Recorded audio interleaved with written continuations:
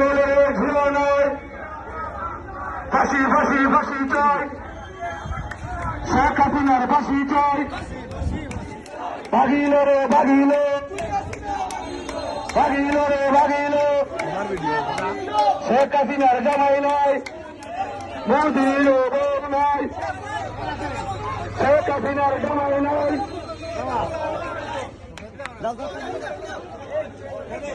আপনারা যারা যারা সামনে আদালত করছেন, আমরা স্বাধীনতা হয়ে আনন্দ, আমরা অনেক মিডিয়া ভাইয়েরা আপনার প্রকাশের রসুন